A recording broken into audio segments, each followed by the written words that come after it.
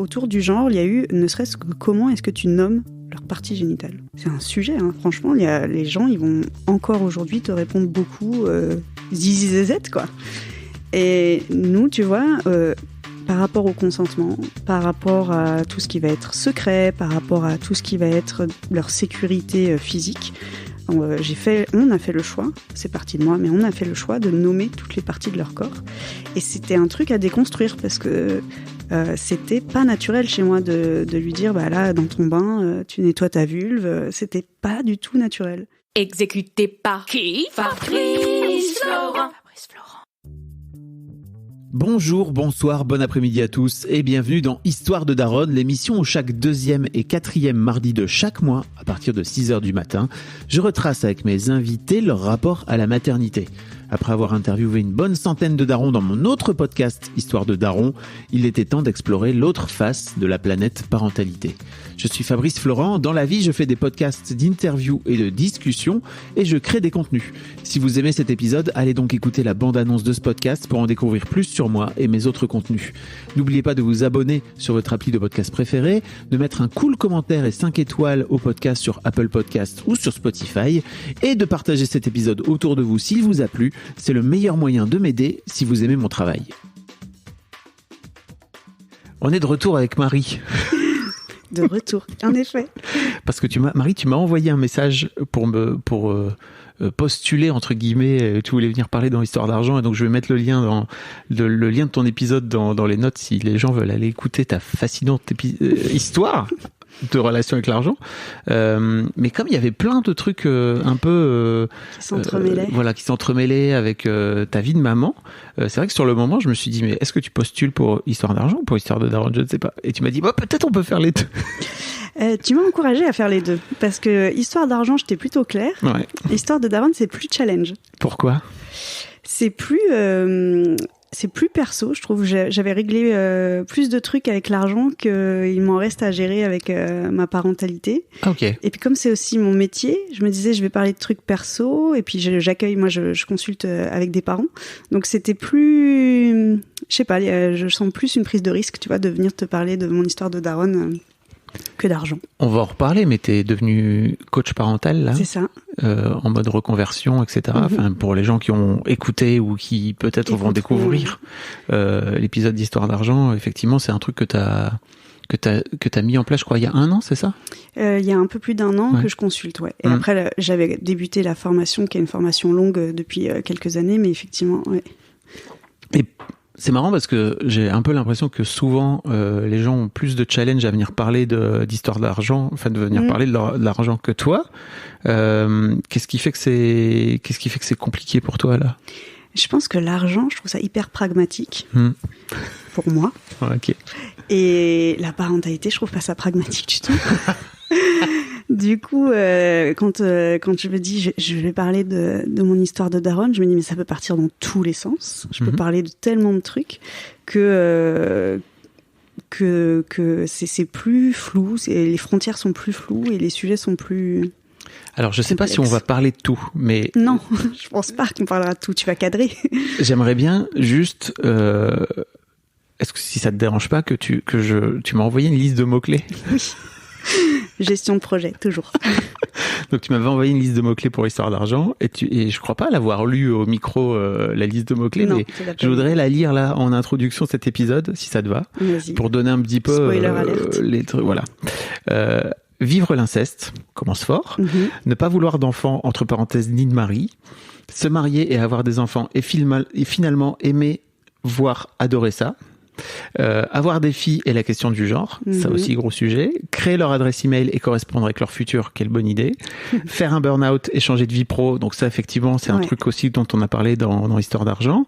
Lancer un Instagram pour les parents, devenir coach parental pour toutes et tous, prévoir de rester à temps partiel pour s'occuper de ses enfants, avoir un enfant neuroatypique /TSA et au milieu de tout ça faire une thérapie qui remet en question toute ta propre famille et se former à devenir thérapeute. Allez hop là. Voilà, comme ça tu vois on aura au moins tout évoqué. Eh bien, dis donc, c'est tout un programme, quoi. Et c'est aussi l'une des raisons pour lesquelles c'est compliqué pour toi, c'est qu'il y a des sujets qui sont très perso dans... C'est ça, et en même temps, c'est des sujets, je trouve, qui sont importants d'aborder. Et je réfléchissais aussi par rapport à ma posture pro, et je me dis que ça pourra aussi que me rendre plus authentique face aux gens que je reçois et aux problématiques rencontrées par les parents qui viennent me consulter, les familles qui viennent me consulter. Donc j'ai eu ce petit truc de j'y vais pas, mais je suis là. Tu sais que apparemment on traite souvent les sujets sur lesquels on est soi-même en train de se soigner, ce qui fait que on se sent illégitime. Mais en fait, pour moi, c'est ce qui fait aussi que notre légitimité. Non, voilà. Tout à fait. Alors moi, on m'avait dit, on a pas nos clients par hasard. Et donc, souvent, les clients, ils arrivent sur un symptôme, et puis en fait, tu te rends compte qu'il y a plein de choses qui viennent te chercher toi aussi, et ça, c'est vérifié. Tout à fait.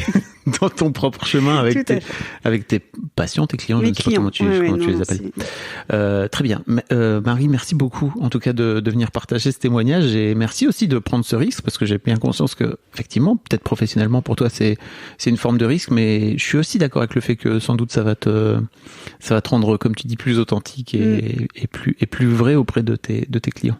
La première question que j'ai envie de te poser, c'est qu'est-ce qui t'a donné envie de devenir maman? Et ça, c'est une question qui est déjà très compliquée pour moi, puisque je ne voulais pas spécialement être parent. Et je pense que finalement, c'est la rencontre avec mon mec qui a ramené beaucoup de sécurité dans ma vision du monde, et qui lui voulait être papa. Enfin, avant même qu'on se rencontre, je pense qu'il pourrait te dire j'ai toujours voulu être père. Et d'ailleurs, je pense qu'il a vraiment cette fibre parentale, et c'est là aussi c'est vérifié avec nos 2 enfants. C'est toujours une bonne idée de trouver un partenaire avec qui faire un enfant. Et du coup, c'est vrai que moi, c'était pas une case à cocher, avoir des enfants, en fait. C'était dans les options, c'était quelque chose, je savais que c'était possible, tu vois. Mais c'était pas un objectif de vie, et c'était pas, il y avait plein de chemins possibles. Moi, entre mes 20 et 30 ans, j'étais beaucoup à l'étranger, j'ai beaucoup voyagé, travaillé dans des boulots qui étaient un petit peu décalés en termes d'horaire, etc. Donc, avoir des enfants dans ce contexte-là, j'étais pas sûre. Ça aurait voulu dire du coup changer aussi de rythme, ce qui s'est fait, mais pas parce que j'ai voulu des enfants, pour d'autres raisons. Et du coup, j'envisageais, j'avais vraiment la croyance que je pouvais m'épanouir autrement qu'en ayant des enfants, et je le pense toujours d'ailleurs. D'accord. Bon, t'as parlé d'inceste, j'ai un peu spoilé, mais je sais pas d'ailleurs. Ça permet Est-ce que comment t'aurais pu venir me parler de ça si tu me l'avais pas mis dans un mot-clé? C'était pas forcément un chemin aussi. Alors si, parce que j'aurais pu te dire que le non-désir d'enfant, ou en tout cas le questionnement d'avoir des enfants, ça pouvait venir aussi du fait que je n'avais pas aimé être une enfant. Et que là, à ce moment-là, je t'aurais parlé certainement de ça. Du coup, quand j'ai eu 8 et 9 ans, moi j'ai été agressée sexuellement par un membre de ma famille. Et j'en ai parlé l'année d'après, quand j'avais 10 ans, à mes parents, qui se sont trouvés très impuissants face à cette info. Ils n'ont pas su quoi en faire. Et les parents qu'ils étaient à l'époque, puisqu'aujourd'hui ils réparent beaucoup de choses, mais les parents qu'ils étaient à l'époque ne m'ont pas accompagnée, ne m'ont pas accueillie dans ce qui m'était arrivé. Ça a plutôt été ok, merci de me l'avoir dit, on le verra plus, et puis basta quoi. Donc c'était pas ce dont j'avais besoin à l'époque. T'avais besoin de quoi? J'avais besoin qu'on me croie. Ça, c'est un truc qui a retardé ma parole. Mais ils t'ont cru, non? Ils m'ont cru, mais j'ai pas tout raconté.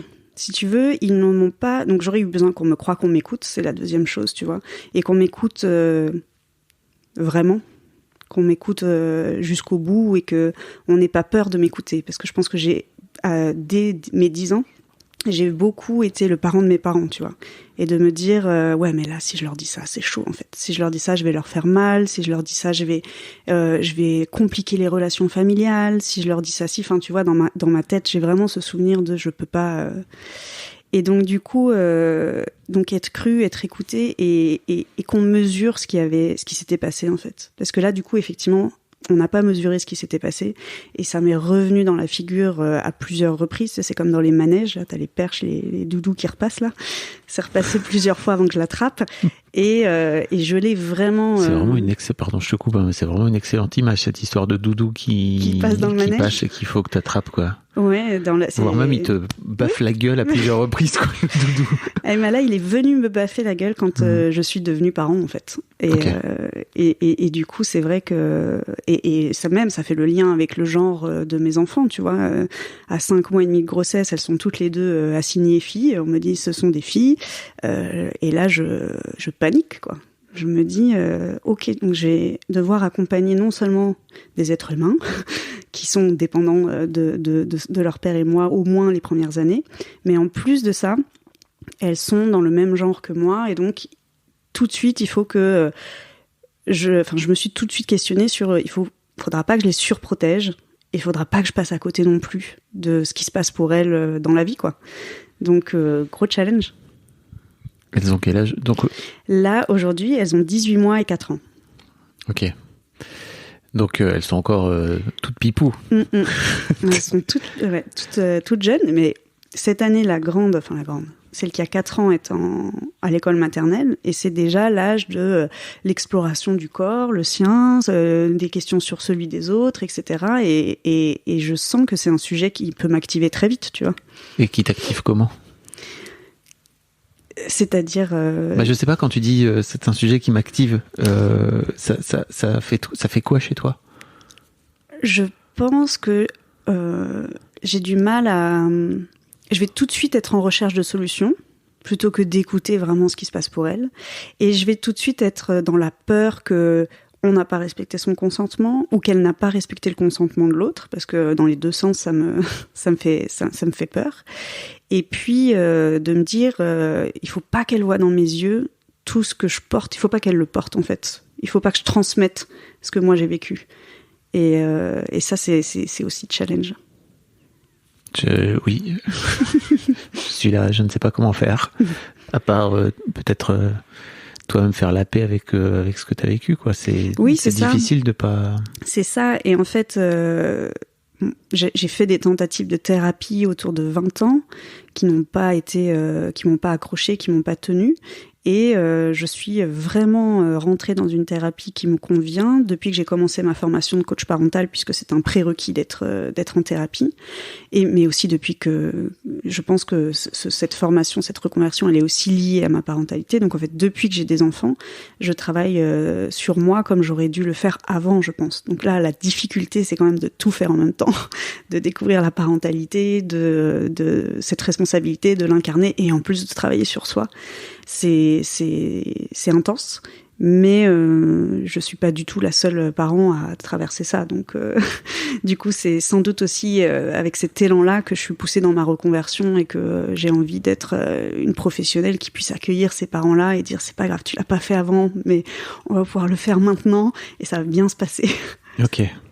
Et peut-être toi-même, tu es en train aussi de le faire sur ce chemin-là en même temps. C'est ça, oui. Non, c'est assez fascinant. L'être humain est génial quand même. Non, mais c'est vrai que t'ailles vers que t'ailles toi vers ce chemin pour aller aider des gens, mais en fait, sur le même chemin, en fait, de t'aider toi aussi, c'est assez fascinant, quoi. Oui. Mais c'est en ressentant, tu sais, le truc de nouveau en sentant ce qui se passait pour moi, que je suis aussi capable de voir de sentir ce qui se passe pour les gens et de les aider à cheminer vers ce qui se passe pour eux. Et quand tu disais que on attire les patients, on n'a pas ses clients par hasard. Voilà, c'est ça. Qu'on n'a pas ses clients par hasard. Tu veux dire que au sein de tes clients, tu as des gens aussi qui ont vécu l'inceste eux-mêmes en tant qu'enfants et qui... Alors non. Cependant, tout ce qui va toucher aux besoins de sécurité du parent ou tu vois, moi j'ai conscience que dans ma parentalité, j'ai eu un moment où j'étais dans l'hyper-parentalité, où j'étais un peu dans une surpuissance par rapport à ma parentalité. J'essayais d'avoir toutes les infos, j'essayais de tout savoir faire, d'avoir tous les outils, toutes les techniques, tous les trucs, et puis finalement de pas toujours être le parent que j'avais envie d'être. Et ça, je le vois vraiment très souvent chez mes clients. Je suis pas le parent que j'aimerais être, je suis épuisée, je suis ci, je suis là. Moi, je me suis vraiment épuisée. On parlait de mon burn-out dans mes mots-clés. Et ça, c'est vraiment un truc qui vient me chercher sur en fait, cette hyper-parentalité, cette hyper-puissance que je suis allée chercher, c'est aussi en miroir de cette impuissance que mes parents ont eue pour m'accompagner sur un truc qui m'est arrivé enfant, et de me dire, en fait, entre l'impuissance de mes parents, la surpuissance que je suis en train d'aller chercher, au milieu, il y a la puissance, en fait. Et tu peux lâcher un peu le contrôle, tu vas pas tomber dans l'impuissance, et tu pourras, c'est à cet endroit-là, en fait, que tu vas pouvoir être le parent que tu as envie d'être. Et ça, par contre, c'est un concept, et c'est des notions avec mes clients que je rencontre quasiment tout le temps. J'en profite pour le partager là, mais ça me fait penser à un truc que ma psy m'a dit, moi qui m'a fucké la tête.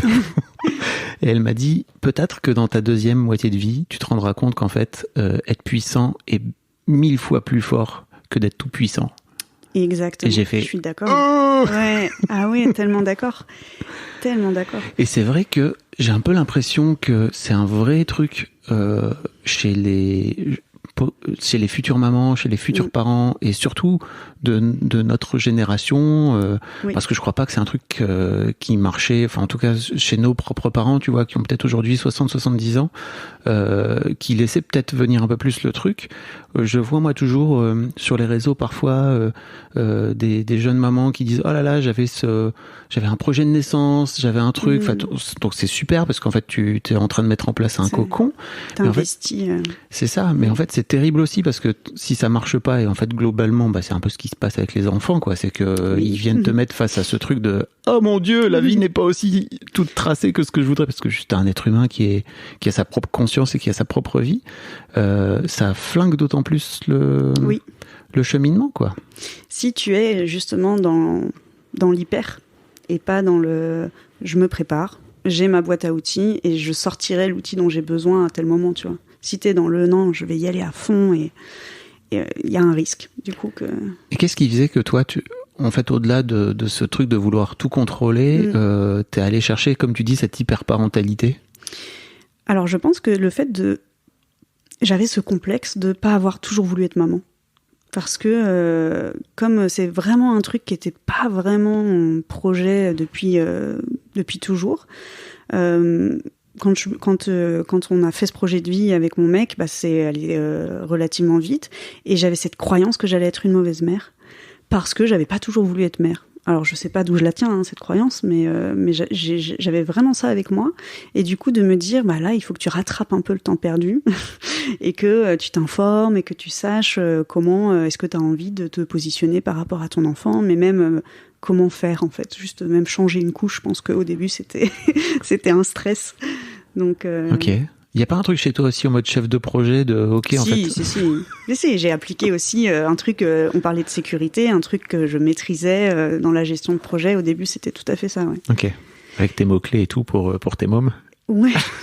Et il y a eu un truc en plus aussi, c'est que ma fille aînée a eu...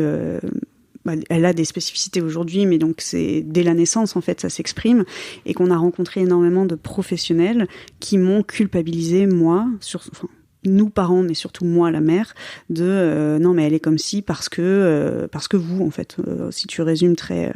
Et donc du coup, il y avait vraiment ce truc de se remettre en question en permanence. Ok, donc si c'est moi, il faut que je fasse autrement, et comment je peux faire autrement, et toujours courir après une autre technique, un autre outil, un autre truc, en me disant, en les croyant, en fait, en partant du principe que si tu me dis que c'est moi, c'est moi. Alors qu'en fait... En fait, non. Si toi, tu penses que c'est moi, j'ai aussi tout à fait le droit de me positionner et de dire non, là, il y a un truc qui va pas avec ma fille, en fait. Et c'est ce que j'ai appris à faire, mais il a fallu que je lâche pas mal de trucs. C'est-à-dire que tu avais peur de contredire les professionnels en face de toi, parce que toi, tu sentais qu'il y avait un truc qui roulait pas. En tout cas, tu avais un truc à l'intérieur de toi qui te faisait dire ça. Et que les professionnels de santé allaient contre cette intuition, c'est ça? C'est ça. Elle pleurait beaucoup, moi je l'ai allaitée, elle était souvent au sein, et on me disait oui, c'est un bébé, elle grandit, elle grossit, elle va bien. Sauf que en fait, factuellement, c'était un enfant un bébé jusqu'à ce qu'elle soit enfant. Elle a eu 4 ans en mars et elle a fait sa première nuit le 17 janvier 2022. Donc elle allait avoir 4 ans, tu vois. Et donc factuellement, elle pleurait sur 24 heures, elle devait pleurer 10-12 heures par jour. Elle dormait très très peu, elle se réveillait toutes les 45 minutes, 90 minutes maximum. Là, tu comprends le burn-out et l'épuisement qu'il y a eu derrière. Et on me disait, elle grandit, elle grossit, tout va bien. Sauf que aujourd'hui, on est en train de passer les bilans autour de l'autisme, autour de tout ce qui est neuroatypique. T'as plusieurs choses à faire, et on se rend compte qu'elle est pas câblée pareil. On s'est rendu compte aussi physiologiquement qu'il y avait des choses. Elle avait du reflux. Moi, le premier pédiatre, non, le reflux n'existe pas. Elle a laissé 1 an ma fille avec un reflux qui fait que la position allongée était une torture pour elle. L'ORL, la première fois qu'on le voit, je lui parle de l'apnée du sommeil. Arrêtez de faire des recherches sur Google, madame. Sauf que là, cette année, elle a été opérée des amygdales. Je me suis fait engueuler parce que je n'étais pas venue assez tôt. Elle avait des amygdales qui étaient énormes. Donc, tu vois, j'ai eu des expériences aussi qui faisaient que je suis vraiment allée expérimenter le truc de si tu penses qu'il y a quelque chose, tu peux aussi aller demander un second avis à un autre professionnel et tu peux aussi te faire confiance et faire confiance à ce que tu ressens de ce que ta fille exprime, quoi. Parce que oui, pour un bébé, dormir, j'allais dire non, pleurer 10-12 heures par jour, c'est pas normal, quoi. Il y a un truc qui... Et comment tu le vivais, toi, et peut-être comment vous le viviez, vous, en fait, d'avoir une môme qui allait pas bien, quoi. Alors nous, on a beaucoup mis en doute nos compétences parentales, puisque la première réaction a été de consulter, et puis quand on consultait, que ce soit PMI ou pédiatre, on était quand même renvoyés dans nos 22. Donc il y a eu beaucoup de remise en question de nous, et puis ça nous a beaucoup isolés, parce que quand t'as un enfant qui pleure comme ça, t'es épuisé. Tu oses pas aller voir des potes, faire un resto avec notre enfant. Tu sais, t'as des parents parfois, ils ont un enfant qui dort dans le berceau, ils sont en train de manger au resto. Nous, jamais. C'est honteux. Jamais. Arrêtez d'avoir un enfant aussi calme. Qu'est-ce que c'est que ça? C'est ça, nous c'était. Et puis en plus de ça, elle a une capacité, notre fille, quand elle est en grandissant, quand elle était avec du monde, elle est quand même sociable, tu vois. Elle est trop sociale, en fait. Son problème d'interaction avec le monde, c'est qu'elle l'est trop. Tu vois, il y a certains enfants de TSA qui le sont pas assez, qui sont dans le retrait. Elle sait pas faire, mais elle y va trop fort. TSA, trouble du spectre autistique. Exactement. Et du coup, quand elle était avec des gens, en fait, elle arrivait... elle paraissait tout à fait comme un autre enfant de son âge. Mais quand elle rentrait, elle s'était chargée de plein d'émotions dans la journée qu'elle avait pas déchargées. Quand elle rentrait, c'était le why, quoi.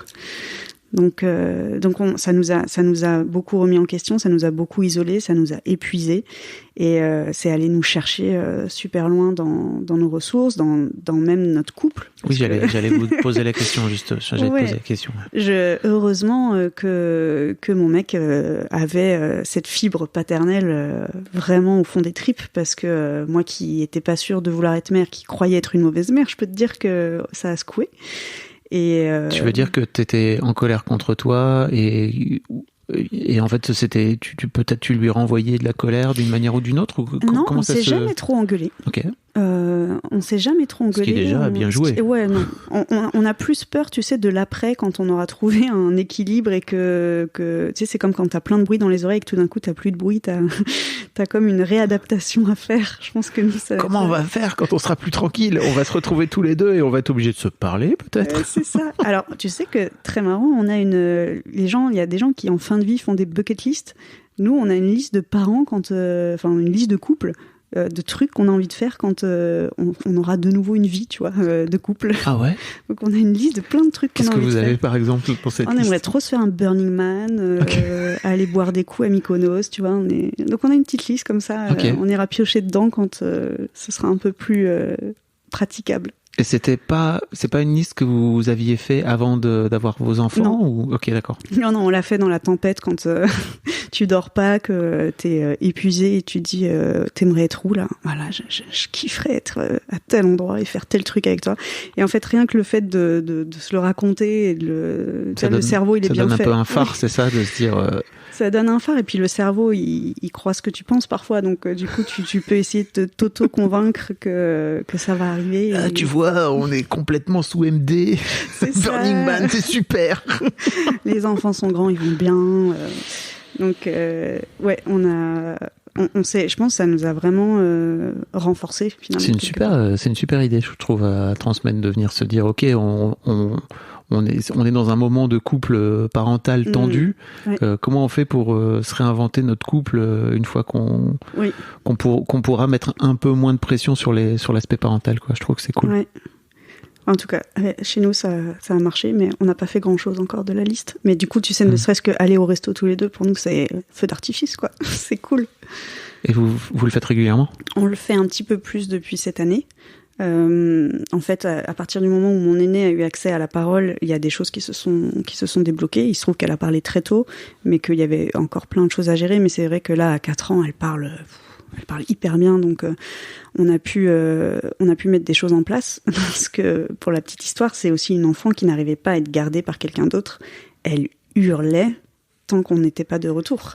Donc elle nous a épuisés, parce que ça aussi, tu te prends des injonctions dans la figure en permanence. Ouais, mais il faut que tu la lâches, il faut que tu coupes le cordon, etc., etc. Sauf que quand tu investis dans une babysit et qu'au bout de 2 heures, elle t'appelle et t'entends ta fille derrière qui hurle et qui dit non, mais là, en fait, il faut que vous rentriez. Tu essayes 1 ou 2 fois pour te dire c'est peut-être la babysit que t'as mal choisie, et puis après tu te dis non. Il y a une babysit de ma fille, elle venait la chercher le vendredi soir, 1 fois sur 2, pour qu'on ait une soirée avec mon mec. Elle avait 18 mois. Elle était à la crèche, elle s'accrochait au poteau de la crèche pour ne pas être récupérée par la babysitter, tu vois. 18 mois. 18 mois. T'as des renoncements à faire. T'as des choix à faire. Tu te dis, bon, bah écoute, là, c'est pas possible pour toi, je vais pas forcer le truc, quoi. Donc, ta soirée resto, tu l'as fait un peu plus tard, et là, quand on l'a fait, on la savoure complètement différemment. Ouais, j'imagine. Ouais. Waouh, ok. Parce que j'allais dire, franchement, un bon resto de temps en temps, ça fait du bien au couple, hein, c'est trop cool et tout. Effectivement, faut que les mômes suivent, quoi, derrière.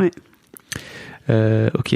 Tu disais avoir des filles, la question du genre, tu m'as parlé rapidement de ces peurs, en fait, qui étaient en toi. Est-ce qu'il y a d'autres choses aussi qui sont venues... Qui sont venues chercher. Ouais. Il y a des sujets autour du... Je sais pas si tu me diras si c'est le genre directement, mais tu vois, ce truc de... remettre en question ce que toi t'as eu et pourquoi tu fais tel ou tel truc. Autour du genre, il y a eu, ne serait-ce que comment est-ce que tu nommes leur partie génitale. C'est un sujet, hein. Franchement, les gens, ils vont encore aujourd'hui te répondre beaucoup zizi zézette, quoi. Ouais. Et nous, tu vois, par rapport au consentement, par rapport à tout ce qui va être secret, par rapport à tout ce qui va être leur sécurité physique, on a fait le choix, c'est parti de moi, mais on a fait le choix de nommer toutes les parties de leur corps. Et c'était un truc à déconstruire, parce que c'était pas naturel chez moi de lui dire, bah là, dans ton bain, tu nettoies ta vulve. C'était pas du tout naturel. Mais je l'ai fait parce que je voulais qu'elle sache que toutes les parties de son corps sont à part égale. Il y a l'intimité, il y a des choses à protéger, ça c'est certain, mais il faut qu'elle puisse en parler, tu vois. Donc ça a été un truc. Toutes les notions autour de secret surprise, parce que le secret c'est aussi une bonne arme d'agresseur, ça. Bien sûr. Donc du coup, pareil, dire que les surprises c'est un truc où tu vas savoir à un moment. Tu fais une surprise pour un anniversaire, le jour de la date de l'anniversaire, tu sais. Les confidences, c'est des choses un petit peu dans les deux sens où tu partages tes émotions, mais le secret en soi, c'est pas un truc que j'encourage auprès de mes enfants, tu vois. Donc et j'aurais aimé avoir des garçons pour faire exactement la même chose. Oui. Mais je trouve qu'on réfléchit beaucoup plus facilement à ces sujets-là quand on a des filles. Et parler du consentement, il faut aussi en parler aux garçons. Et c'est pas parce que c'est souvent les filles qui sont agressées que, justement, pour qu'elles soient agressées, il y a des agresseurs. C'est un vrai sujet, ça. C'est un vrai gros sujet. Je me souviens à l'époque, sur le forum de Mademoiselle, il y a peut-être des membres qui écoutent aujourd'hui, et je sais qu'elle l'avait très mal pris. À l'époque, moi, je voulais pas trop parler de parentalité sur Mademoiselle, parce que pour moi, c'était vraiment dédié à cette période de vie avant, en fait, d'avoir des enfants. Et il y avait le public des lectrices de Mademoiselle grandissant. Elles finissaient par avoir des enfants et finissaient par aussi nous mettre une pression sympa, quoi, tu vois, mais sur la rédaction, en disant, quand est-ce que vous faites exactement la même chose que avec la parentalité, que ce que vous avez fait avec le féminisme, etc., quoi. Donc il y avait une vraie demande. Et en fait, moi, je leur avais dit, j'aimerais bien, on pourrait faire un truc un peu malin autour des mères de garçons. Et j'avais posé une question un peu provoque, bien sûr, parce que je suis un connard. Et je leur avais dit, qu'est-ce que vous faites vous aujourd'hui en tant que mère féministe pour que en fait vos fils ne violent pas mes filles demain? Et ça les avait ultra choqués à l'époque. Mais pour moi, il y a un vrai truc aussi chez tous mes amis qui ont des garçons, en fait, de les sensibiliser à ça et de leur dire, mais en fait, c'est pas possible qu'il y ait d'agression s'il n'y a pas d'agresseur. Alors bien sûr, statistiquement, il y a aussi des filles qui agressent et il faut pas les mettre de côté, c'est très important. Mais globalement, la grosse majorité aujourd'hui, c'est des garçons. Et la plupart des membres du forum à l'époque m'avaient dit, mais moi, je vais pas lui apprendre ça. Aujourd'hui, il est trop jeune. Et je leur avais dit, mais franchement, les gars, j'imagine que vous leur avez appris à pas tuer, à pas voler. Tu vois, tes gamins, ils volent pour la première fois dans un magasin et tout. Il y a toujours cet apprentissage. Enfin, je sais pas si ça t'est déjà arrivé, moi, mais super apprentissage avec ma fille par rapport à ça, qui avait piqué un truc. C'était génial. Et je leur avais dit, mais pourquoi pas leur apprendre le consentement le plus tôt? Alors, bien sûr, je l'avais formulé de façon très provocante, mais pour moi, en fait, autant le faire comme ça. Et je suis d'accord avec toi sur l'éducation du consentement. J'ai fait un très long monologue, mais juste pour dire, et puis, tu vois, tu disais, tu peux le faire avec plein de petits trucs. Le consentement, ça commence quand ils sont bébés et que grand-père qui veut embrasser l'enfant et l'enfant qui pleure, nommer que là, il a peut-être pas envie qu'on l'embrasse, quoi. Ça commence vraiment dans des petits trucs. Mais tu vois, à 10 ans d'écart, donc ta fille a 10 ans de moins que mes filles. Moi, c'est pas du tout l'histoire de vulve. Jamais fait ça. Ouais. Je savais pas. Enfin, tu vois, pour moi, aujourd'hui, bien sûr qu'avec mes filles, mais il y a 10 piges impossible. Je me rends compte qu'en fait, énormément de chatouilles, de guillis, de machins, de bagarres, où mes filles, elles disaient non mais arrête, et en fait je continue à le faire parce que c'était marrant et qu'on jouait, jusqu'à un moment où je me suis dit putain, mais en fait le consentement ça commence avant tout au jeu d'enfant en fait. Ah oui. Mais bon, c'est à 10 ans d'écart, on a fait un chemin, je trouve, complètement dingue, quoi. Mais effectivement, je trouve que l'un des premiers trucs pour apprendre aux petits garçons aussi le consentement, c'est dans les jeux entre frères et sœurs, que non c'est non en fait, tu vois. Oui, c'est ça. Et que même l'absence de réponse, c'est non. Exactement. Je ne sais plus pourquoi on parlait. Oui, on parlait de ça par rapport au genre. Ouais. Mais je suis d'accord avec toi. Est-ce qu'il y a d'autres choses sur lesquelles enfin, je sais pas, le fait d'avoir des filles sont allées te chercher, toi? En fait, j'ai déconstruit sur tellement de trucs en ayant des enfants. Mais juste pour finir sur le genre, c'est aussi pareil. C'est tous les arguments sur mes filles. Ah bah ouais, t'aimes jouer à la poupée, t'es une petite fille, t'es une super maman. Ces genres de trucs, moi, ça m'allume. Un petit garçon qui joue à la poupée, il se prépare aussi à être un super papa, quoi. Et puis ma fille, si elle a envie de pousser un camion, elle pousse un camion, quoi. Enfin, tu vois. Donc c'était plus aussi par rapport au jeu. Il y a une phrase qui me reste, qui est de dire si t'as pas besoin de ton sexe pour jouer à ça.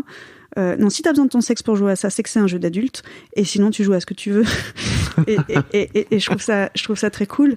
Et c'est vrai que, en fait, c'est un petit peu je pense que c'est rentré par le genre, mais que dans ma parentalité, le fait de remettre en question tout sur d'autres sujets, c'est venu sur ce changement de regard. C'est Fanny Vella qui a fait un super bouquin, une BD en plus, tu vois. Donc, quand tu dors pas beaucoup, tu peux avoir l'énergie de le lire, de vraiment appliquer les situations qu'on impose aux enfants dans un contexte d'adulte et faire le tri entre ce que tu gardes et ce que tu gardes pas. Avant d'être mère, je me rappelle que je me disais, c'était hyper important pour moi tout ce qui était autour de la nourriture et du gaspillage. Finir son assiette. Exactement. Et quand en fait j'ai compris que pour apprendre la satiété et un bon rapport au corps de tes enfants, c'est aussi intéressant qu'ils disent quand ils ont faim, quand ils ont plus faim, et que c'est peut-être toi qui vas finir l'assiette, ou alors ça sera fini à un autre moment et tu vas t'organiser différemment, mais qu'il y avait aussi de ça, de cette idée de consentement et de ce rapport à toi. En fait, quand j'ai commencé à tirer ce fil-là, je l'ai tiré dans tout, quoi. Imagine, tu reçois des gens à table pour dîner et effectivement, ils terminent pas leur assiette. Tu leur dis, tu finis ton assiette. C'est clair. Et tu ne sortiras pas de table tant que tu n'auras pas terminé. Absurde. Complètement absurde. Qu'est-ce que c'est que cette histoire d'adresse mail? Je trouve que c'est tellement une bonne idée. Ah ouais, là, on va pouvoir parler de plein d'autres choses aussi. Il n'y avait pas une bube Gmail qui faisait ça, non? Alors, on m'a dit que oui. Donc, Ok. ça m'est peut-être arrivé là, inconsciemment. Donc, on m'a raconté ça après, mais après que je l'ai fait. À partir du moment où on a choisi leur prénom, j'ai fait leur adresse, j'ai créé leur adresse mail et je leur écris depuis un rythme qui est pas déterminé, qui est assez spontané. Et ça, c'est venu du fait que quand je suis devenue parent, les adultes autour de moi qui avaient déjà eu des enfants semblaient avoir oublié plein de choses. Et en premier lieu, désolé maman, mais ma mère, qui me disait « Mais toi, t'as fait tes nuits à 3 semaines, ton père est retourné bosser, j'ai géré, tout avait l'air simple. » Et du coup, même enceinte, j'ai beaucoup paniqué de me dire, enfin, je ne croyais pas à ce discours de tout est simple et tout. Je pressentais qu'en fait, ça allait quand même être compliqué. Tu crois pas qu'il y a un truc, pardon, je te coupe, mais tu crois pas qu'il y a un truc très intrinsèque à, c'est très dur de dire à ses propres enfants que, en tant que parent, t'en as chié avec eux. Je sais pas, puisque moi je fais l'inverse du coup et que je trouve que c'est libérateur, donc j'ai pas cette difficulté. T'écris à tes filles là aujourd'hui. Ouais. T'as écrit pendant la première année et demie où ta fille avait des reflux, etc. Ouais. C'est ça. Ouais, tu lui racontes tout ça. Oui, je lui raconte tout ça. Et je lui raconte que ça n'enlève rien à l'amour que je lui porte et que au contraire, parfois, ça me met au contact. Parce que si je l'aimais pas, il y a plein de choses que j'aurais pas supportées. Mais oui, je leur dis. Et tu vois, après mon burn-out, je suis tombée rapidement enceinte de mon second enfant, de ma seconde fille. Et à sa naissance, pendant plusieurs mois, alors même que je terminais ma formation, que j'avais toutes les infos sur comment gérer une fratrie, comment se gérer en tant que maman et tout, que j'avais déjà attaqué le gros de mon burn-out et ma thérapie, j'ai pas été la maman que je voulais, tu vois. Et j'ai déconné plus d'une fois, j'ai crié, j'ai pu saisir ma fille de manière complètement inappropriée, l'aînée surtout, parce que la petite, elle était petite et j'étais plus dans ce mode de protection du dernier. Et en direct, bien sûr que je vais réparer avec ma fille et de lui dire c'est pas normal ce qui s'est passé, c'est pas ta faute, t'as dû avoir super peur, qu'est-ce qu'on peut faire pour remettre de la sécu entre nous. Mais je leur ai aussi écrit tout ça parce que j'ai pas envie moi d'oublier. C'est une responsabilité pour moi de dire il y a eu des trucs super cool. Je leur écris des trucs super cool aussi, je leur envoie des vidéos où on se marre, je leur envoie leurs premiers pas et tout, mais je leur dis aussi ce qui déconne. Et ce que j'ai essayé de faire pour réparer, parce que si elles se retrouvent en thérapie à 25-30 ans, ou même plus tard, elles auront plein d'infos qui sont des infos du présent, tu vois, et pas des infos qui sont remâchouillées avec le recul, avec le truc, le machin. Moi, je rêverais d'avoir ce niveau d'infos aujourd'hui dans mon travail perso. Elles en feront ce qu'elles voudront. Peut-être qu'elles trouveront que c'est too much. Enfin, les enfants, ils peuvent aussi te renvoyer tes trucs et tes bonnes idées, maman. C'est très possible. Mais moi, j'ai fait ma part du chemin, tu vois, dans notre relation. Et puis j'ai l'impression que ça t'aide aussi, toi, en tant que maman. Ça me pose plein de trucs, ouais. Et puis ça vient toucher à mon rapport à la mort aussi. Tiens, donc, je l'avais pas vu venir celui-là. Non, mais parce que je me dis, moi quand j'ai eu mes filles dans mes bras, enfin tu sais, la première rencontre, le premier regard, je me suis dit, mais j'ai pas peur de ma mort, mais j'ai peur de pas les voir grandir et qu'elles aient pas leur maman avec elles. Et donc là, tu vois, si demain je meurs, elles ont 4 ans et 18 mois de mail à sens unique, tu vois, mais elles ont des choses qui leur ont été écrites et dites par leur maman. Donc ça me préserve un peu de... S'il se passe un truc, j'aurai une place dans leur vie, elles auront accès à quelque chose de moi.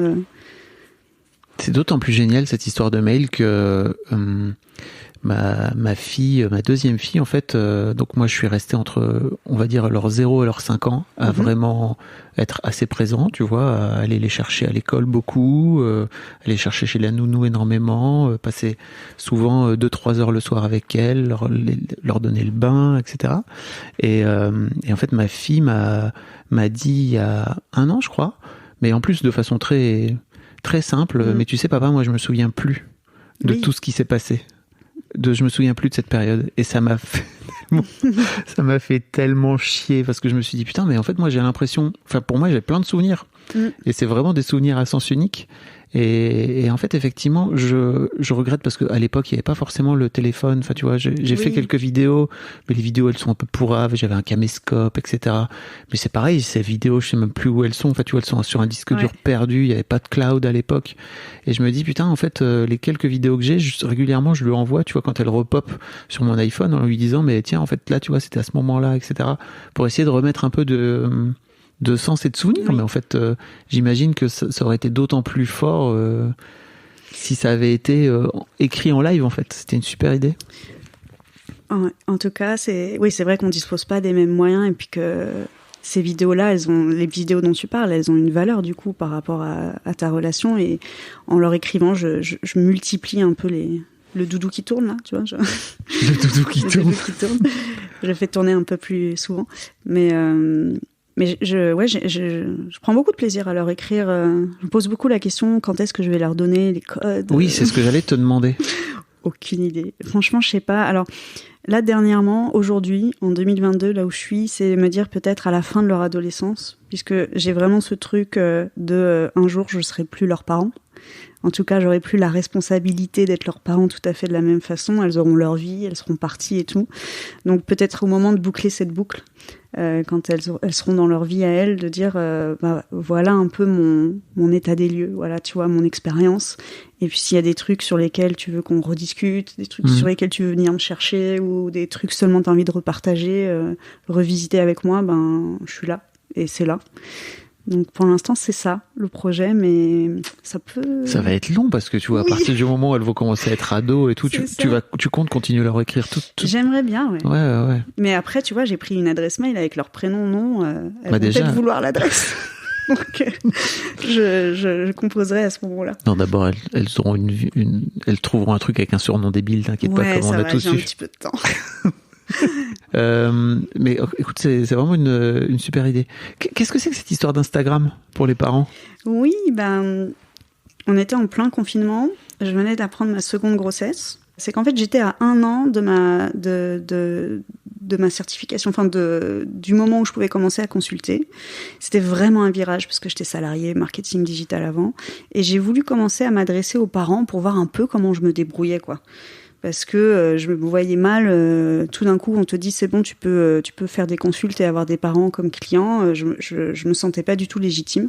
Donc j'ai ouvert cette page qui est la première année à rassembler plein de témoignages de parents, et je voulais en plus de ça, on te demande pendant la formation un petit peu c'est quoi ton client idéal, parce qu'en fait t'as plein de coachs et puis t'en as qui sont spécialisés sur certaines périodes, t'en as d'autres sur certains sujets, et moi j'avais pas vraiment envie de me spécialiser sur un âge ou sur quelque chose justement, mais j'avais vraiment envie que chez moi, dans mon cabinet, tout le monde puisse se sentir sécure. Et donc j'avais envie de parler de toutes les parentalités, dites atypiques, mais en fait qui le sont pas, parce que quand tu parles de parentalité, tu partages tellement de points communs avec les autres parents qu'il n'y a pas lieu de se dire atypique. Et donc pendant 1 an, j'ai partagé beaucoup de témoignages de parents, un chaque semaine, et je partageais aussi autour de moi mes propres difficultés et ce que je traversais aussi, un peu dans ce souci aussi d'être authentique et de dire tu vas pas venir me raconter tout ce qui va pas chez toi en pensant que je suis parfaite. Parce que j'avais aussi ce truc-là dans toutes mes lectures autour de la parentalité. T'as certains pédiatres, psychologues qui viennent te parler du cerveau de l'enfant, d'une nouvelle parentalité dite positive, mais en fait je trouvais qu'ils donnaient très peu d'exemples sur leur propre parentalité, et j'avais cet énorme complexe de dire waouh, mais ils savent tout ça, ils nous transmettent tout ça, mais genre ils ont vraiment élevé leur enfant comme ça. Il se trouve que très souvent non, mais je me disais, moi j'ai pas envie d'être coach parental avec quelqu'un en face de moi qui pense que tout ce que je suis en train de leur transmettre, ou tout ce qu'on est en train de mettre en place ensemble d'ailleurs, parce que j'essaye de pas trop transmettre, mais plutôt de co-construire un truc avec eux, voilà de là où je pars. Et moi non plus, moi aussi je me suis plantée, et moi aussi j'ai testé des trucs qui n'ont pas marché, ou j'ai pas réussi à m'approprier des trucs tout de suite, c'est ok. Et ça t'a permis de pouvoir légitimer. Oui, c'est ça. Ouais. Te faire grossir aussi une forme de légitimité, c'est ça Oui, parce que du coup, j'écoutais, c'était des témoignages écrits, mais j'écoutais les parents pendant 1 heure et demie, et ensuite je reformulais, ce qui est aussi une technique de coach, reformuler ce qui se passe pour l'autre. Et j'avais des super retours. Les parents me disaient ça m'a fait du bien de te parler, j'avais jamais raconté mon histoire comme ça du début à la fin, j'ai pris conscience de ci, j'ai pris conscience de ça. Et donc finalement, j'avais commencé, ça m'a fait un travail d'écoute, une expérience d'écoute, et ensuite je l'ai mis au service d'autres choses dans mon métier, mais ça m'a mis le pied à l'étrier, ça m'a donné confiance en moi. Ok. On parle plus longuement de cette reconversion dans l'épisode d'Histoire d'argent, si vous voulez aller écouter, parce qu'il y a plein de sujets sous-jacents. Et effectivement, l'idée à ce moment-là de devenir coach, coach parental pour le coup, elle surgit quand en fait dans ton cursus de maman? Et vraiment pendant le confinement et avec cette page Insta, parce qu'avant je faisais la formation pour moi-même et j'avais réussi à caler mon boulot plus la formation plus ma fille qui dort pas. Je crois que tu me traites de folle même dans l'épisode d'Histoire d'argent. Je crois qu'il y a un moment donné où je dis juste que t'es motivée, quoi. C'est ça. Et en fait, vraiment au moment où je lance la page Insta, où je gagne en confiance, en légitimité, je me dis non mais en fait, j'aime trop faire ça. Je suis à l'aise avec ce que je fais, les gens me font des bons retours. Si ça peut aider des gens et si je peux en vivre, pourquoi se priver en fait? Ok, donc pour l'instant t'es à mi-temps, c'est un sujet dont on cause aussi dans l'Histoire d'argent. Et l'une des raisons pour lesquelles t'es à mi-temps, c'est aussi que tu veux être maman l'autre moitié du temps, et que tu considères que cette activité de maman est aussi un travail, quoi. Une valeur, ouais. Une valeur, comme tu dis. Exactement. Ouais. On est les parents, ils sont tous un peu RH pour les boulots d'après. CEO de leurs propres enfants. Exactement. Et puis ma fille ayant des spécificités, je sais que tu vois, si je la mettais à l'école, en centre de loisirs, avec une baby-sit ou quoi, ce serait compliqué pour elle. Et tu vois, ça c'est presque une excuse, parce qu'en fait, quand je vais les chercher à l'école, je me rends compte que je kiffe. J'aime être la personne qu'elles voient quand elles sortent de l'école, et j'aurais du mal à déléguer aussi ce rôle-là. Donc, moi je pense que être parent, c'est du boulot, c'est un investissement de temps, et si tu peux organiser, évidemment, on en parle dans l'Histoire d'argent, il y a tout un système autour de moi qui fait qu'aujourd'hui je peux faire ce choix-là, mais c'est un choix conscient, et un choix qui m'apporte autant que je donne à mes enfants, quoi. C'est dans les deux sens. Ok. Quand tu dis que c'est un truc que t'aimes, qu'en fait elle soit là, qu'est-ce que ça dit de toi, tu crois, en tant que maman, par rapport au fait de le déléguer à une babysitter, ou parce que ta fille va mieux aujourd'hui avec les babysitters, ou c'est toujours compliqué?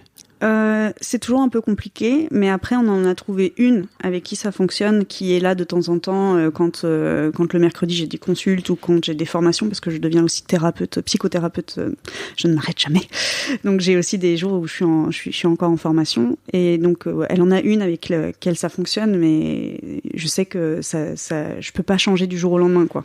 Okay. Donc ça va mieux. La première année d'école maternelle a été très compliquée dans un système classique. Donc l'année prochaine, elle passe dans un système plus adapté. Donc j'ai des bonnes perspectives pour que ça aille mieux. Mais je crois que je l'ai pas encore totalement expérimenté. Je suis pas encore totalement soulagée là-dessus, sur le fait que ça aille mieux pour elle et que je peux lâcher. Okay. Elle a fait sa journée d'immersion dans sa future école.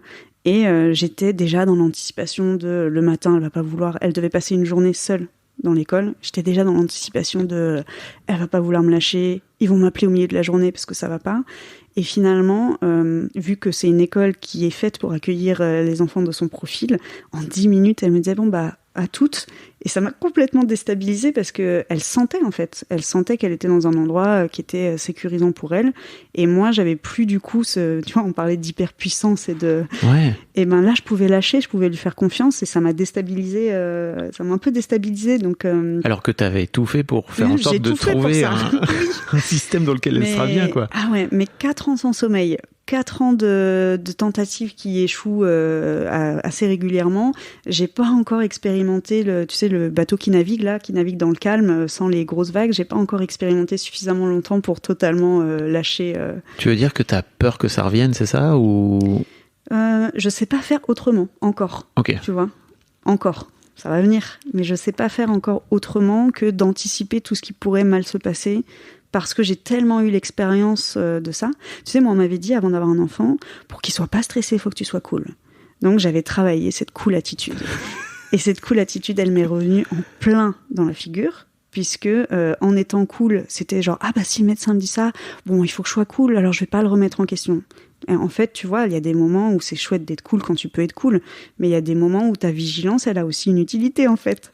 Et donc, tu vois, je suis en train de rechercher cet équilibre dans les moments où je peux vraiment être cool et dans les moments où je peux m'activer, quoi. Comment ça se passe entre la petite deuxième, que j'appelle d'ailleurs la petite deuxième, tu vois, et l'aînée, là où j'imagine l'aînée prend beaucoup de place. Je me demandais un petit peu dans leur rapport aujourd'hui, alors qu'elles sont encore toutes petites, tu vois, elles ont que 2 ans et demi d'écart, donc finalement c'est pas beaucoup d'écart. Comment ça se goupille entre elles? Et là, tu touches à un vrai sujet. Alors entre elles, ça va. Parce que ma fille aînée, quand on lui a annoncé qu'elle allait avoir qu'un bébé arrivait, etc., on lui a dit très très tôt. C'est-à-dire que même s'il y avait eu une fausse couche ou un deuil périnatal autour de ça, elle aurait été de toute façon au courant. Donc on avait fait le choix de lui dire très très tôt. Et elle s'est attachée au bébé en fait même pendant la grossesse. Tu sais, tu sortais, on disait bon bah on sort, tu viens avec papa, on va faire un tour. Elle disait oui, et avec, on l'appelait bébé Bouddha. Donc et avec bébé Bouddha, tu vois, elle l'a inclus en fait pendant la grossesse. Et une fois arrivée, c'est là où tu touches à un sujet, c'est que elle était encore, ma fille aînée avait vraiment beaucoup d'angoisse, de problèmes de sommeil. Elle est suivie à Robert Debré pour ça, donc on parle vraiment d'un truc pathologique. Je veux pas que les parents se disent que c'est lié à l'arrivée de. Et elle n'arrivait pas à dormir sans moi, tu vois, par exemple. Et je lui avais dit, par contre, quand le bébé sera là, tu vois, on va pas dormir tous les 4. Pourtant, on a essayé, hein, mais on va pas dormir tous les 4 au même endroit. Le bébé se réveillera la nuit, etc. Et en fait, mon aînée, je le dis avec beaucoup d'amour, hein, mais elle a vampirisé un petit peu ma relation avec la seconde, parce qu'à ce moment-là, elle avait encore vraiment des besoins de moi qui étaient incompatibles aussi avec le fait que je m'occupe de sa sœur comme j'aurais aimé m'en occuper. Et ça a aussi redistribué du coup les rôles avec le papa, parce que mon aînée étant très exclusive avec moi, et ben le papa il a dû aussi, on a dû un peu forcer le truc de ouais mais en fait t'as 2 parents, tu vois, t'as pas que ta maman. Et en même temps, mon mec a pris une autre place auprès de la seconde. Et donc, il y a eu un moment où on s'est divisé les nuits. Et donc, il connaît, parce qu'elle n'a pas des nuits parfaites non plus, la seconde, les nuits hachées et être responsable de quoi. Responsable la nuit, ce que j'avais été pour l'aînée, lui, il l'est pour la seconde. Et là, depuis qu'elle dort mieux, depuis janvier, donc on est en juin, ça fait que quelques mois, chacun a retrouvé une place qui est un peu plus équilibrée.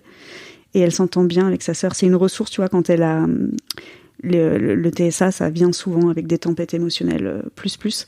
Et sa sœur est une ressource. Sa petite sœur est une ressource. Parfois, elle appelle sa sœur pour se calmer. Et donc, il y a beaucoup d'amour qui circule entre les deux. Ok. Et vous, en tant que parent, par rapport à justement le fait que aujourd'hui ça aille un peu mieux, de venir rééquilibrer la relation, ça doit être un sacré truc, ça aussi. D'équilibrer la relation entre nous 4. Ouais, c'est ça. Ouais. Ah oui, c'est un gros challenge. Ça aussi, tu vois, mes clients m'ont expérimenté aussi le problème de la place de chacun dans la famille. C'est des sujets qui reviennent très très souvent. Tu vois de quoi je parle ou pas non, du tout. Pas du tout, je vois pas de quoi tu parles. De quoi tu parles?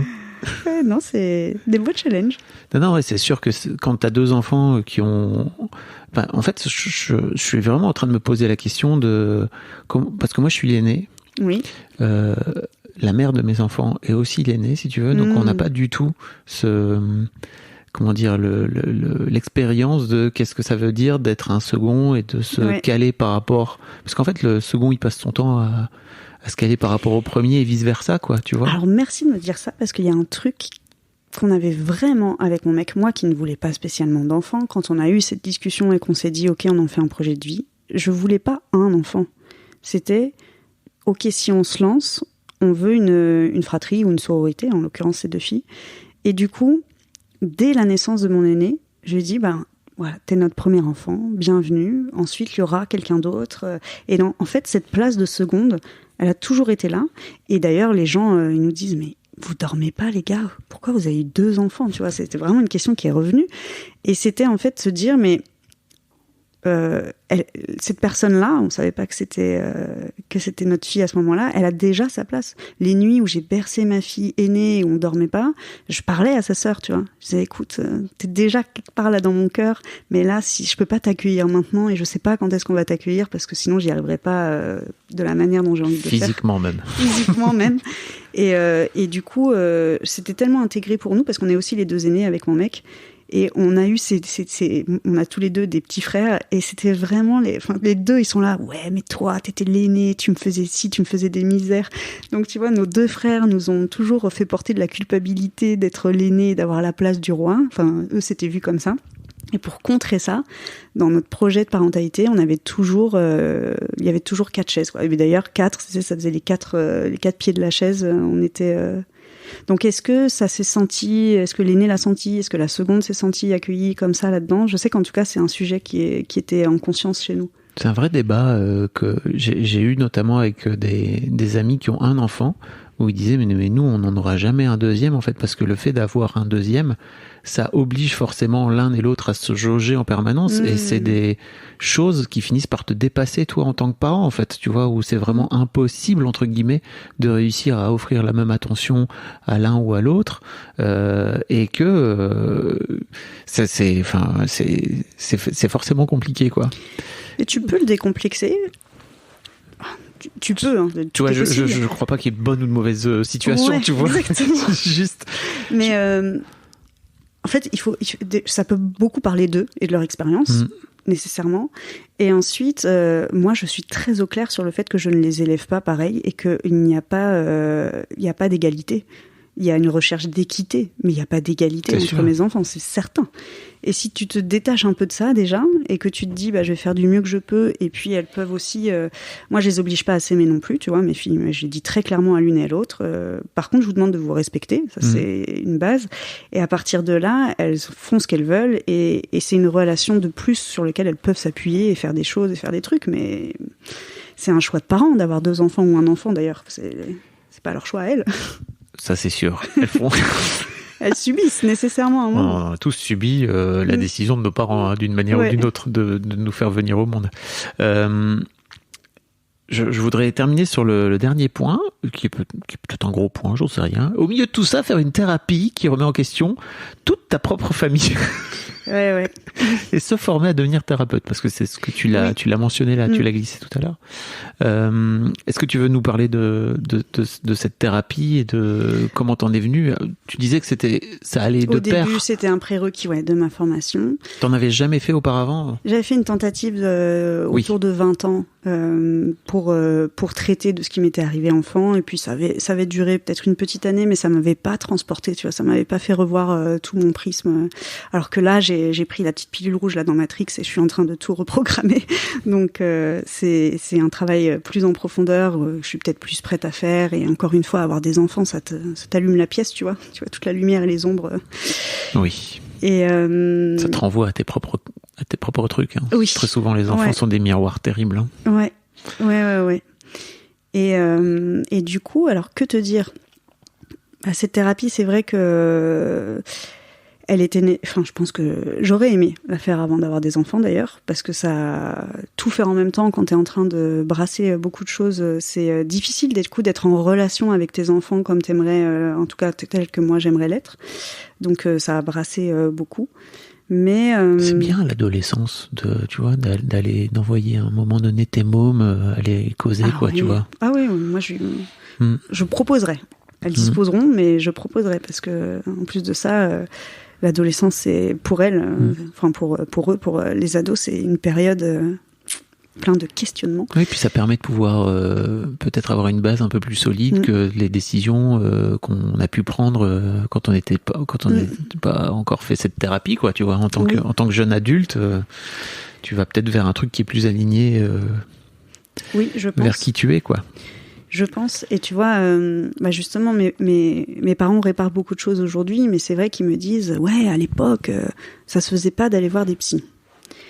Ce à quoi j'ai envie de répondre, oui et non, tu vois, parce que ils existaient, les psys, c'était une profession tout à fait légitime, et tu vois, et ça aussi, tu vois, ça va rejoindre la parentalité, et ce que je dis beaucoup à mes clients, c'est que ça aurait dû être leur responsabilité aussi de dire, là, j'ai ma limite de parent, et il se passe un truc pour ma fille, je sais pas comment faire. Et je vais demander de l'aide, tu vois. Et donc, du coup, c'est pas une faiblesse d'aller voir un thérapeute ou de faire un travail sur soi, c'est une responsabilité aussi vis-à-vis des relations qu'on a avec les autres. Là, on parle vis-à-vis des enfants, mais ça peut aussi être de ton entourage, de ton couple, etc. De te dire, s'il y a un symptôme dans ma vie aujourd'hui qui fait caillou dans la chaussure, j'y vais, quoi. J'ai l'impression que ça a là aussi beaucoup changé en l'espace de 10-15 ans. C'est que dans la génération de mes parents, si t'allais voir un psy, c'est que t'étais fou, quoi. C'est que t'étais fou. Oui.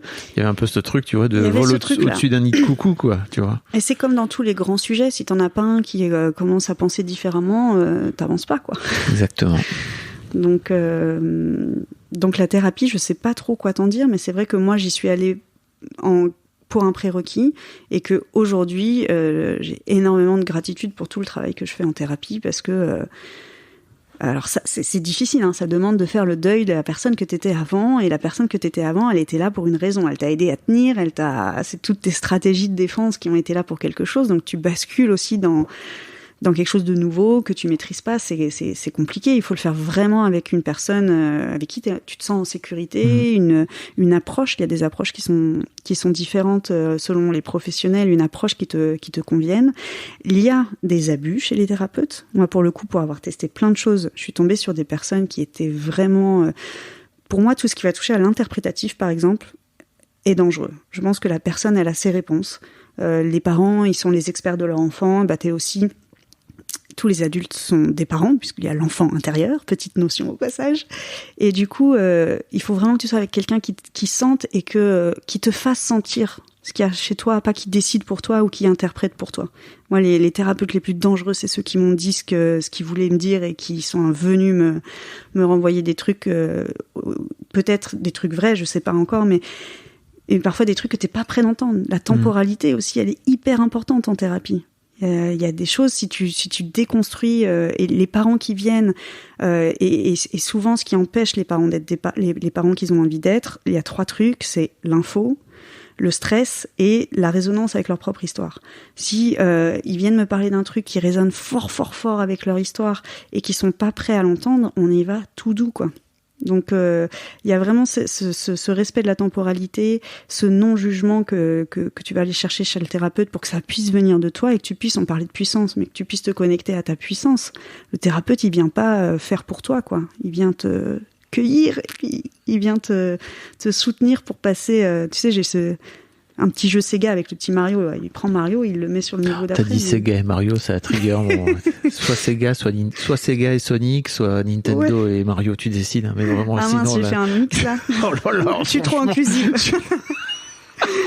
Choisis ton camp, quoi, tu vois. Okay. Non, pardon, je suis complètement à côté de la plaque. En plus, ça te fait ça. Non, c'était hyper intéressant ce que tu disais, c'est qu'effectivement, le thérapeute, il est là aussi pour t'amener d'une plateforme à une autre, quoi. C'est ça. Ouais, c'est ça. T'aider à grimper, entre guillemets, quoi. Ouais, il le fait pas pour toi et il te pousse pas dans le précipice, quoi. Écoute, merci beaucoup Marie. Où est-ce qu'on peut te retrouver? Je mettrai tous les liens en fait, ouais, pour te retrouver si jamais les gens ont été touchés, qui veulent venir travailler avec toi. Mais après, désolé, tu vas peut-être être obligé de passer à plein temps, quoi. Ça va être horrible. Enfin bref, il faudra que tu choisisses. Je travaille la culpabilité en thérapie, tout va bien. La culpabilité de... Je sais pas, le sentiment de culpabilité de manière générale. En tout cas, merci beaucoup pour ton partage. On a parlé de plein de choses. On a parlé de plein de trucs. C'était hyper dense. Et je sais pas, j'aimerais bien qu'on se donne rendez-vous dans quelques années pour faire la suite des histoires, de tes histoires. Quand mes enfants sont ados, je reviens. Oh my God. Il y aura un gros morceau, avec grand plaisir. Ce sera super. Merci beaucoup. Merci. Salut.